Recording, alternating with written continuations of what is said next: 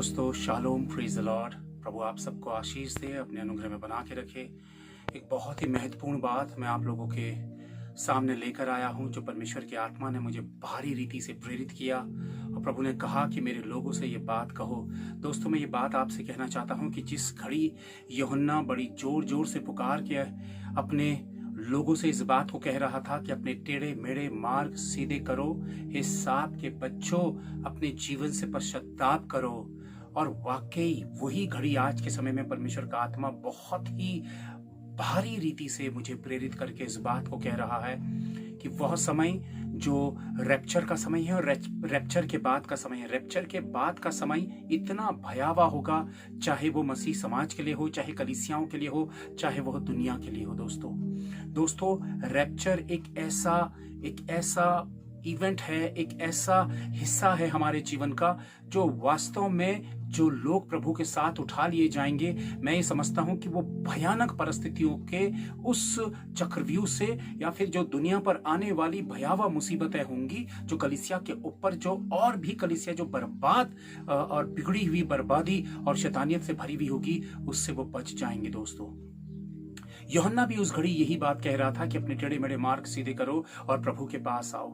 Rapture का वो time, वो कोई दिन ऐसा नहीं जाता है जब 4-5 सालों से प्रभु लगातार मुझसे ये बात कहता चला आ रहा है कि मेरा आना बहुत नजदीक है, अपने मेरे लोगों को ये बात बताओ और मेरे आगमन की तैयारी करो। दोस्तों तैयारी वास्तव में क्या है कि अपने परमेश्वर को पहला और सर्वोत्तम स्थान देना, प्रभु को कभी भी हल्के में ना लेना और अपने जीवन के वो पाप, चाहे वो गुप्त पाप हो, चाहे वो किसी भी तरह का व्यवहार हो, चाहे किसी भी तरह का कुकर्म हो, किसी भी तरह की वो जीवन हो जो परमेश्वर की दृष्टि में बिल्कुल भी स्वीकार योग्य नहीं है। यदि आपने अपने जीवन का अभी तक पश्चाताप नहीं किया, यदि आप संसार और मसीह को एक समानता में लेकर चल रहे हैं, या फिर आप कलीसिया को बहुत ही हल्के तौर पे लेते हैं, या फिर आप प्रभु के वचन के प्रति बहुत ही सुस्त हैं, बहुत ढीले हैं, आप अपने शरीर के आलसपन में और शरीर की अभिलाषा और शरीर के उस एडिक्शन में जो संसार के साथ जुड़ा हुआ है, आप उस लत के शिकार हैं जहां पे आप प्रभु को अहमियत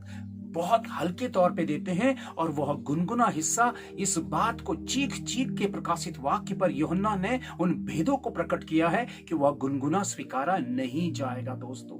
दोस्तों गुनगुना स्वीकारा नहीं जाएगा। मैं आप सबसे यही आग्रह करता हूं, मैं उन भाई बहनों से आग्रह करता हूं, मैं मसीह हर एक बेटे और बेटियों से आग्रह करता हूं कि अपने प्रभु के पास बहुत ही गंभीरता पूर्वक लौट आइए, क्योंकि यह अंत का समय शैतान आपको दुनियादारी में, संसारिक अभिलाषा में और उन तमाम चीजों में इस तरह से इन्वॉल्व करेगा कि यही समय है भरमाए जाने का, और लोग भरमाए जा रहे हैं। सिर्फ केवल प्रचारक और सेवक, जो झूठे प्रचारक और सेवक हैं, वही भरमा नहीं रहे हैं, हम अपनी व्यक्तिगत जीवन के प्रतिदिन के निर्णयों के द्वारा भी भरमाए जा रहे हैं। अपने घमंड का त्याग करिए, क्योंकि घमंड एक ऐसा हिस्सा है जो कभी भी प्रभु को या प्रभु के सेवकों को स्वीकारता नहीं है।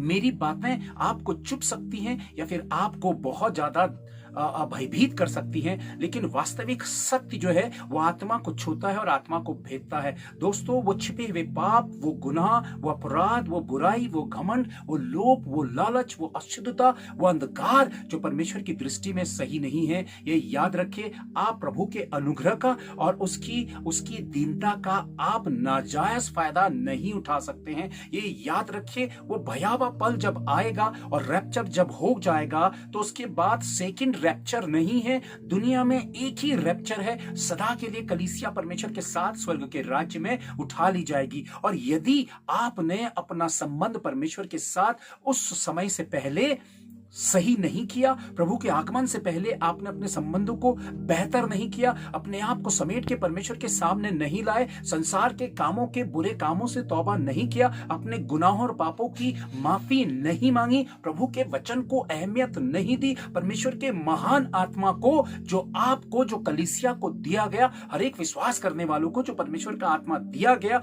यदि आपने उसकी अनदेखी की, तो आप बहुत ही भयानक परिस्थिति की ओर को बढ़ रहे हैं।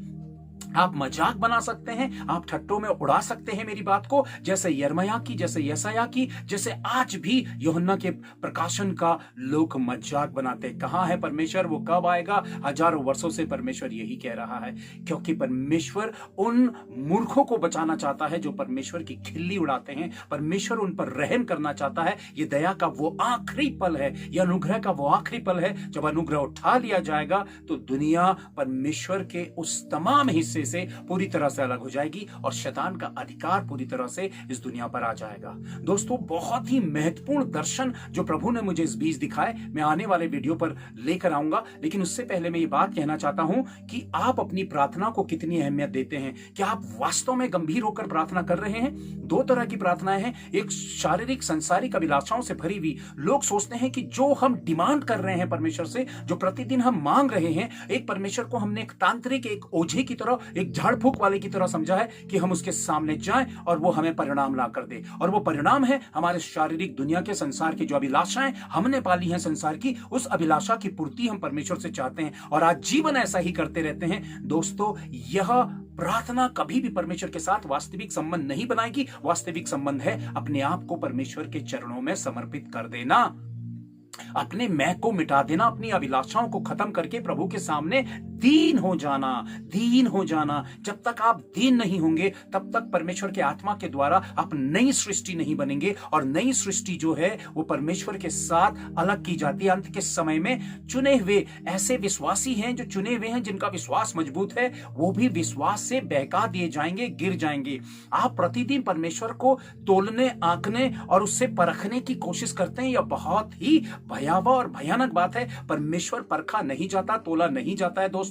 परमेश्वर पर विश्वास किया जाता है और विश्वास उसके वचन के द्वारा किया जाता है। आप अपनी एनर्जी, आप अपना समय, आप अपना कीमती समय और अपने जीवन को गवा रहे हैं। एक बार ये जीवन समाप्त हो गया, दोबारा आपको मौका नहीं मिलेगा। ये बात याद रखिए।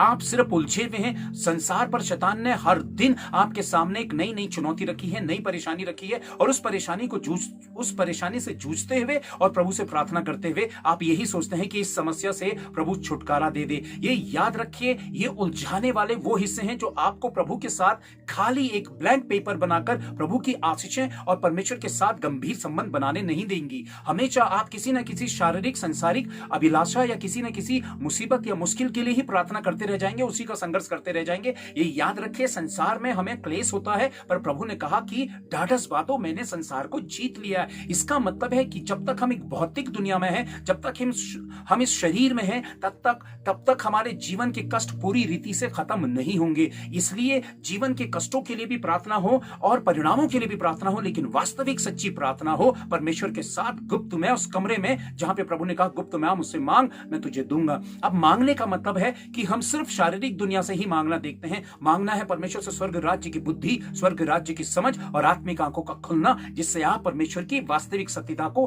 पहचान ले। यह अंत का समय है।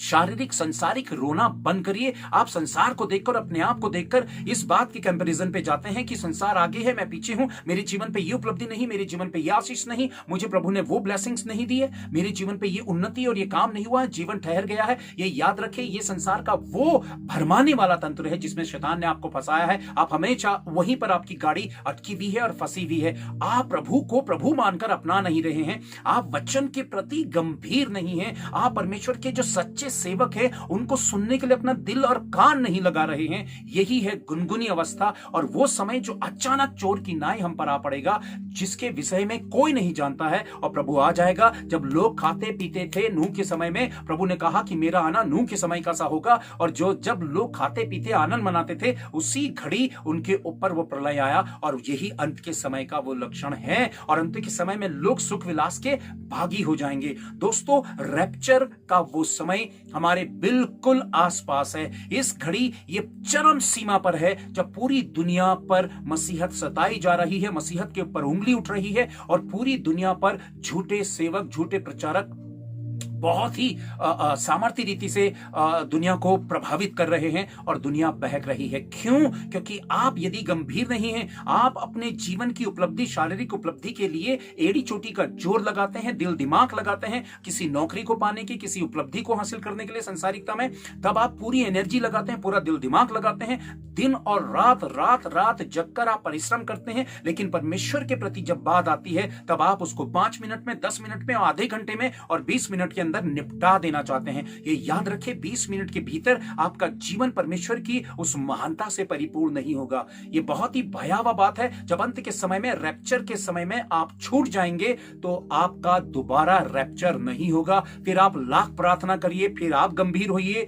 जब कहते हैं कि जब चिड़िया खेत चुग जाएगी तो उसके बाद क्या फायदा उसके बाद जब चिड़िया खेत चुग जाएगी। दोस्तों, मैं ये बात आपसे कहना चाहता हूं कि वो पाप जो छिपे हुए हैं, जिसको दुनिया नहीं जानती है, आप जानते हैं। आपका छोटे छोटे वो व्यवहार, दूसरों के प्रति ईर्ष्या, जलन, क्रोध, अपमान, घमंड, लोभ और लालच, आपके बुरे काम, छिपे हुए गुप्त काम, गुप्त पाप, आपके मन पर उठने वाली बुराई और घृणित पाप, दोस्तों यही है जिस पर मसीह कहता है कि वो खेत जो खेत बंजर पड़ गया है, जिसमें झाड़ियां उगी हैं, ऊंट कटारे उगे हुए हैं। दोस्तों, मैं ये बात कहना चाहता हूं, आपकी जिम्मेदारी है अपनी आत्मिक जीवन को बेहतर बनाने की। जब आप अपने शरीर को बेहतर संवारते हैं, अपने घर को बेहतर संवारते हैं, अपनी शारीरिक दुनिया को बेहतर करते हैं, तो आत्मिक जीवन की बेहतरी भी आपकी जिम्मेदारी है। परमेश्वर का आत्मा, परमेश्वर की उपस्थिति, परमेश्वर का वचन, उसके स्वर्गदूत, उसके सेवक चारों ओर से आपको दिया जा रहा है, कोशिशें की जा रही है। यदि आप सही समय पर नहीं जागे, सही समय पर आपने अपने आप को जगाया नहीं और आप अपने विवेक, अपनी आत्मा में झांके नहीं, अपनी आंख के लट्ठे को देखा नहीं और आप उस बेहोशी से जागे नहीं, तो आप छूट जाएंगे। दोस्तों, मसीह का वो आलाप बंद करिए और प्रभु की निकटता में आके गंभीर हो जाइए। अपने आप को मैं बड़े की भावना मत रखिए। आपका दौलतमंद होना या आपका कोई बड़ी अहमियत रखना या आपका बड़ा प्रभाव रखना अपने समाज में, ये कोई मायने नहीं रखता है प्रभु के सामने। प्रभु मुंह देखी बातें नहीं करता। आप जितना अपने आप को बढ़ाएंगे परमेश्वर के सामने, उतने घट जाएंगे, और जितना अपने आप को छोटा करेंगे उतना आप प्रभु के सामने बढ़ेंगे। दोस्तों, आप 10-20 लोगों को अपने साथ खड़ा करके दुनिया में अपने आप को भला, सच्चा और सही साबित कर सकते हैं, लेकिन 20-50-100 लोगों के द्वारा अपने आप को सच्चा और सही साबित करने से आपको सर्टिफिकेट नहीं मिलता है परमेश्वर के राज्य में प्रवेश करने का। दुनिया जो आपको कहती है आप वो नहीं है, इसलिए दुनिया की तारीफ या दुनिया के द्वारा आपको बहुत प्रेस करने के द्वारा आप गलतफहमी में मत पड़िए। अपनी कमियों और खामियों को देखना बंद मत कर दीजिए, बल्कि अपने भीतर झांकिए, अपनी आत्मा में झांकिए।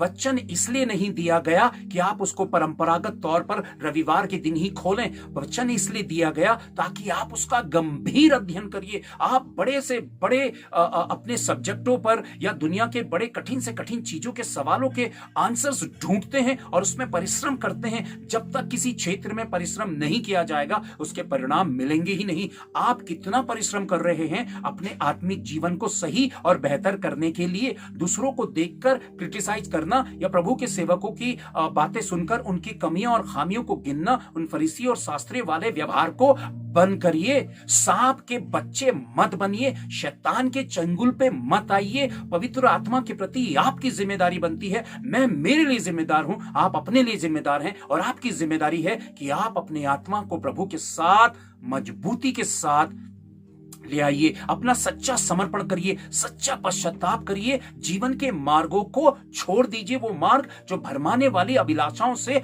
भ्रष्ट होते जाते हैं, और ये संसार केवल भ्रष्ट कर रहा है। आप आंखों से पाप कर रहे हैं, जुबान से पाप कर रहे हैं, कान से पाप कर रहे हैं, कानों की सुनने से पाप कर रहे हैं, और अपने हृदय में बुरा बुरा विचारने से पाप कर रहे हैं। आप दूसरों से नफरत कर रहे हैं, दूसरों के पैरों को खींच रहे हैं, दूसरों की उन्नति और सफलता से आप जल रहे हैं। आप में संसार का वो तमाम अंश है, आप में बदलाव नहीं है। है, बदलाव नहीं है। एक दिन के चर्च या बाइबल या 5 मिनट की प्रार्थना से जीवन बेहतर नहीं होता है। ये नकली मसीही जीवन बंद करिए। नकली मसीही जीवन और वास्तविक सच्चे मसीही जीवन के अर्थों को समझने का प्रयत्न करिए। समय जब निकल जाएगा, समय जब हाथों से चला जाएगा, आपके पास कुछ नहीं रहेगा, आपके हाथों में कुछ नहीं आएगा। आप हाथ मलते रह जाएंगे और जीवन का खून के आंसू रोते हुए रह जाएंगे। यीशु मसीह जब आएगा, ये याद रखिए, उस घड़ी वो तमाम चीजों को देखकर उन लोगों को स्वर्ग के राज्य में लेगा। आंखें बंद कर किसी भी व्यक्ति को आंखें बंद कर नहीं समेटेगा। उसकी दृष्टि अभी भी है कि कितने लोग गंभीर हैं और प्रभु की ओर को मुड़ रहे हैं, परमेश्वर की ओर को समर्पित हो रहे हैं। दोस्तों, भीड़ में अपने आप को शामिल करके अपने आप को छिपाने की कोशिश मत करिए। अपने जीवन के प्रति अनदेखी मत करिए। आपका जीवन जब तक प्रभु का नहीं है तब तक प्रभु का नहीं है। और प्रभु का किस रीति से है, आपका कॉन्शियस, आपका विवेक आपको गवाही देगा। अपनी आत्मा में झांकिए, अपने हृदय में झांकिए और देखिए कि आप कैसे कैसे फंदों में फंसे हैं जिसने मसीह मार्गों को रोक के रखा है, आपकी आत्मिक उन्नति और आत्मिक सफलता को रोक के रखा है। जीवन का सुख और वैभव जो आपके भीतर शारीरिक अभिलाषाओं को पैदा करके आपको शरीर का, संसार का शिकार बना रहा है। आप सबसे ज्यादा समय इस मिटने वाले संसार को दे रहे हैं और थके हारे आप परमेश्वर के सामने बस एक उबाई वाला हिस्सा परमेश्वर के सामने रखते हैं और आमीन कहते हुए आप परमेश्वर के सामने अपना रिश्ता पूरा करते हैं। ये भयावह और भयानक रिश्ता है। ये याद रखिए, कितनी पीढ़ियों का आपका क्रिश्चियन होना, मसीह होना आपके जीवन को नहीं बचाता है, आपके जीवन को नहीं सेव करता है। आपकी व्यक्तिगत परिश्रम और आपका व्यक्तिगत पर प्रभु के साथ आपका समर्पण और आपका समय से पहले सही हो जाना, आप जानते हैं वो हिस्सा जहां पर बाइबल पर एक धनवान व्यक्ति था और धनवान व्यक्ति का एक व्यक्ति था जो सीए था और उस व्यक्ति ने कई घोटाले किए हुए थे। जब उस मालिक को पता चला, उसने उसको निकालना चाहा। उससे पहले ही उसने अपने बुरे धन से, उसने अपने उस गलत काम से जो उसने लोगों का पैसा मारा था, उसने लोगों का कर्जा माफ करवा दिया उस फाइल से, उस रजिस्टर से। दोस्तों, और प्रभु यही कहता है कि बुरे धन से अच्छे मित्र बना लो। ये याद रखिए, धन समेट कर और पाप का धन समेट कर आप परमेश्वर के राज्य में कभी प्रवेश नहीं कर सकते हैं। धन के प्रति ईमानदार और सच्चे बनिए, मन के प्रति ईमानदार और सच्चे बनिए, परमेश्वर के रिश्ते के प्रति ईमानदार और सच्चे बनिए। दुनिया पे आपके धन का ढेर आपको स्वर्ग के राज्य में नहीं ले जाएगा। आप और आपका धन यही मिट जाएगा, यही समाप्त हो जाएगा। धन का धोखा इस दुनिया में सबसे भयानक स्थिति पर मनुष्य को लेकर आया है। हर कोई इंसान ज्यादा से ज्यादा धन प्राप्त करना चाहता है, इसलिए उसका मन परमेश्वर से अलग हो चुका है और वो परमेश्वर की अनदेखी करता है, क्योंकि उसका ईश्वर धन हो चुका है, वो मैमन हो चुका है। जब यूनानी भाषा में कहा जाता है मैमन,